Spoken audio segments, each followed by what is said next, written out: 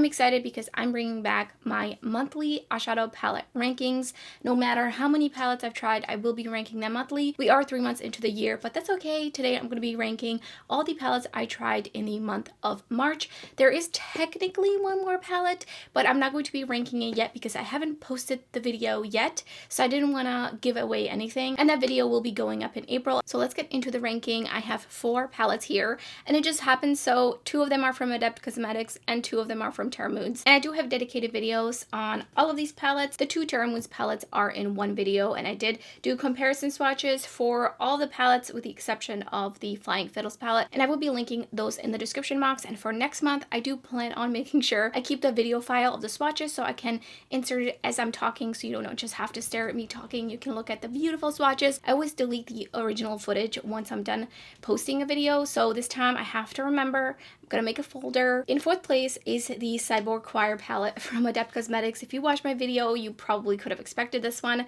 Love the color story. I overall love the assortment of the shades in here. I think that Pixelated Pulse and Mechanical Muse are a little bit redundant in this palette. I didn't have the greatest time with the shade number 7.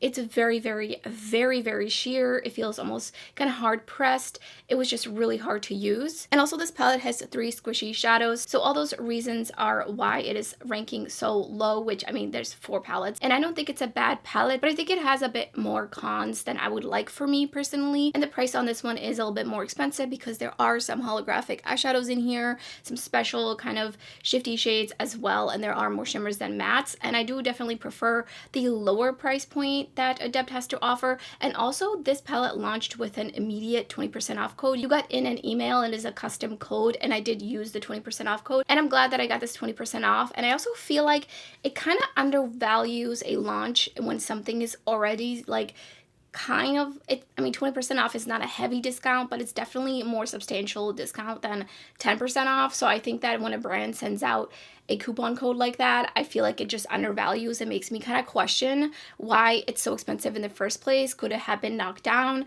already right off the bat? I don't know. That's just kind of the thoughts that go through my mind, no matter the brand, if not just specifically Adept Cosmetics. So in 3rd place is one of the Teram Moon palettes. Now the 2 palettes in launch had the same exact packaging, but the color story inside was different, and also the eyeshadow names were exactly the same between the palettes, which makes it very confusing. And this is the color story that is going in 3rd place. I honestly don't remember the name of this one versus the other one, so it's this color story. There is one shade missing. I do have it pulled for a comparison video or something like that, so that's why it's missing. But the shimmers in here are absolutely stunning. A little bit on the chunky side with the exception of Galactic Heart. I wasn't the biggest fan of this matte right here. It's a very, very powdery, while Celestial Love was a little bit more harder pressed. And this shade also definitely recommends some sort of a tacky primer, but make sure you do not use too much, because I did have this shade actually crease on me when I used a glitter primer, and it's not even like a squishy shade. Usually Teram Moon's eyeshadow don't crease on me ever, so it could just be something about this texture likes to kind of clump up in my crease. So color story wise, I do just prefer the other palette. I'm not really going to be reaching for a shade like this, especially in a shimmer form, so that's why it's in the 3rd place. And then in 2nd place is the other Lovers on the Sun palette, and this one is definitely much more colorful, a little bit more fun. These 2 mattes were very powdery, and then this one felt a little bit harder pressed. I much prefer if these other shades were the same type of pressing as this one. And then again, just stunning shimmers, and I love that these 2 are a little bit on the neutral side, which is also partially why this one is ranking a little bit higher than the previous one.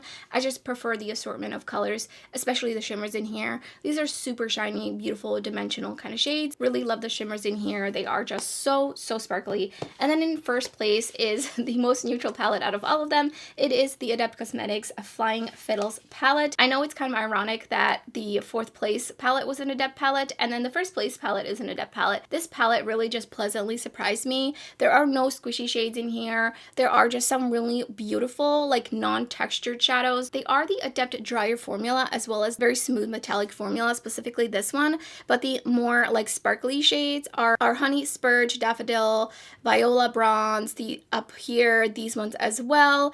Could probably have gone without the shade in here. It just kind of turns into a neutral tinted greenish bluish shade depending on what the concentration of the swirly colors that are in your palette. But I really enjoy this palette a lot, and I love that you can make it a little bit colorful with this dark teal shade. So overall, like, the tones in here are very much up my alley, and I really enjoy the formulation of the shimmers in here. They just give you that sparkle, that shine. I do use a shimmer primer with the shadows, and I have, if any, creasing with these, so I really love this formulation from Adept Cosmetics, so that's why this palette is #1. So let me know in the comments below if you were shocked by any of the ranking placements in here, and if you tried any of the palettes. I would love to hear your thoughts. And that's everything for this video. If you enjoyed it, don't forget to give it a thumbs up, and thank you so much for watching. I hope to see you next time.